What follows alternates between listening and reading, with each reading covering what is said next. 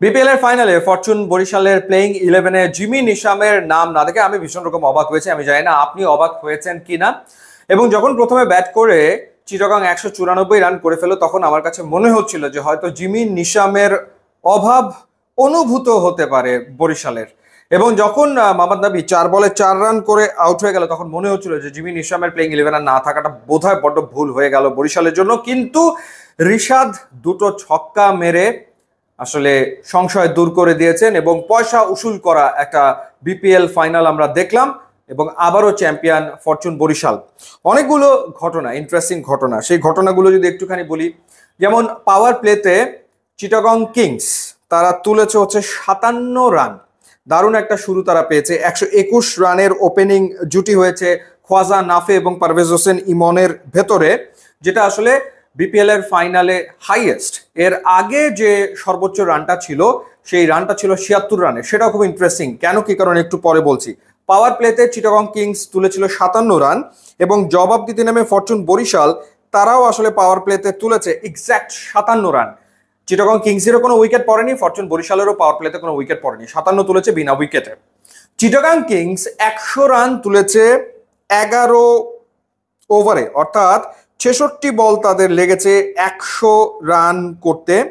এবং ফরচুন বরিশালের 100 রান করতে এক্স্যাক্ট 11 ওভার লেগেছে। 66 বলে তারা আসলে 100 রান করেছে, অর্থাৎ একই স্পিডে দুটো দল ব্যাট করে গেছে। এছাড়া আরেকটা ব্যাপার যেটা বলছিলাম যে তাওহিদ হৃদয় আর তামিম ইকবাল খান তারা 76 রানের একটা ওপেনিং পার্টনারশিপ করেছিল। এবং গতবারের যে বিপিএল এর ফাইনাল, যেবার কুমিল্লা ভিক্টোরিয়ান্সকে হারালো ফরচুন বরিশাল, সেবারও ওপেনিং এ তামিম ইকবাল এবং মেহেদী হাসান মিরাজ 76 রান করেছিল, যেটা হচ্ছে সেকেন্ড হাইয়েস্ট বিপিএল এর ফাইনালে ওপেনিং জুটিতে।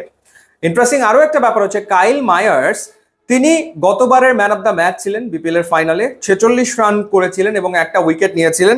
এদিনও কাইল মায়ার্সের ব্যাট থেকে এসছে এক্স্যাক্ট 46 রান। গত বিপিএল এর ফাইনালে 30 বলে 46 করেছিলেন, এই দিন তিনি 28 বলে 46 রান করেছেন। এবং গত বিপিএল এর ফাইনালে মাহমুদুল্লাহ রিয়াদ তিনি 7 বলে 7 রান করে অপরাজিত ছিলেন, এই দিন তিনি 11 বলে 7 রান করে আউট হয়ে গেছেন। অর্থাৎ পরপর দুটো ফাইনালে তিনি 7 রান আসলে করলেন। তো এই মিলগুলো আমার কাছে আসলে খুব অদ্ভুত লেগেছে। গত বিপিএল এর ফাইনালটা 6 বল হাতে রেখে 6 উইকেটে জিতেছিল বরিশাল, এবারের ফাইনালটা 3 বল হাতে রেখে 3 উইকেটে জিতেছে ফরচুন বরিশাল। আর চিটাগং কিংস আসলে ম্যাচ জিতবে কেমন করে? তারা যে পরিমাণ মিসফিল্ডিং করেছে, যে পরিমাণ মিসফিল্ডিং, অনেকগুলো ক্যাচ তারা ফেলে দিয়েছে, ওভার থ্রো হচ্ছিল বারে বারে, ফিল্ডিং এ খুবই স্লপি ছিল। এরকম ফিল্ডিং এ আসলে ম্যাচ জেতা ডেফিনেটলি কঠিন। সো পারভেজ হোসেন ইমন একটা দারুণ নক খেলেছে, 49 বলে 78 রানের ইনিংস, যেখানে 6টা 4 এবং 4টা ছক্কা হাঁকিয়েছে। এবং এটা তার দ্বিতীয় 50 চ্যাম্পিয়ন্স ট্রফির আগে ডেফিনেটলি এটা বাংলাদেশের ক্রিকেট ফ্যানদের জন্য স্বস্তির ব্যাপার। খোয়াজা নফি 66 রান আসলে করেছে, গ্র্যাম ক্লার্কের 44 রান এসছে। তবে শরীফের বোলিং এর কথা আলাদা করে বলতে হয়। 4 ওভারে 34 রান দিয়েছেন, 4 উইকেট তিনি নিয়েছেন।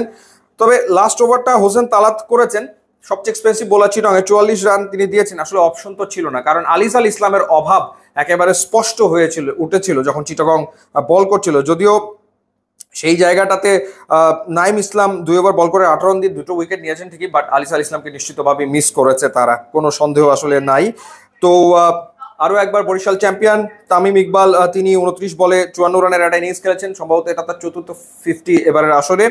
এবং গত ফাইনালেও তিনি ওপেনিং একটা ভালো শুরু এনে দিয়েছিলেন নিশ্চিতভাবেই। গতবার তিনি টুর্নামেন্টেরই হায়েস্ট স্কোরার ছিলেন, এবার তিনি বরিশালের পক্ষে সর্বোচ্চ রান করেছেন। সো দারুণ একটা সিজন গেল বরিশালের। অভিজ্ঞতার জয় হলো আরও একবার মাহমুদুল্লাহ রিয়াদ, মুশফিক এবং তামিমের অভিজ্ঞতায় আরও একবার চ্যাম্পিয়ন হলো ফরচুন বরিশাল, তাদেরকে অভিনন্দন।